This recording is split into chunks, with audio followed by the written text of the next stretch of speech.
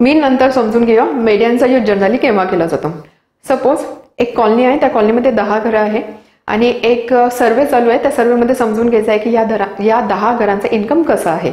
Let's say त्यामध्ये 9 घरं असे आहे की ज्यांचं इन्कम मागे पुढेच आहे. लेट्स से एका घराचं इन्कम आहे 20,000, एकाचं आहे 22,000, एकाचं आहे 19,000, एकाचं आहे 25,000 लाईकवाईज. बट जे 10वं घर आहे किंवा एक घर असं आहे ज्याचा मंथली इन्कम आहे 2 लाख रुपये.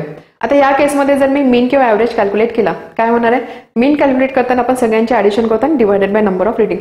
हा जो 2 लाख हा जो नंबर आहे, ह्या नंबरमुळे मीनची व्हॅल्यू ही वाढून जाणार आहे. बरोबर?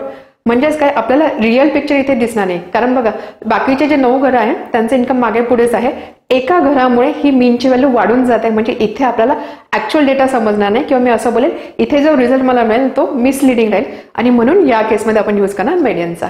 का मीडियन? कारण मीडियनमध्ये आपण काय करतो, डेटा हा एका ऑर्डरमध्ये अरेंज करतो.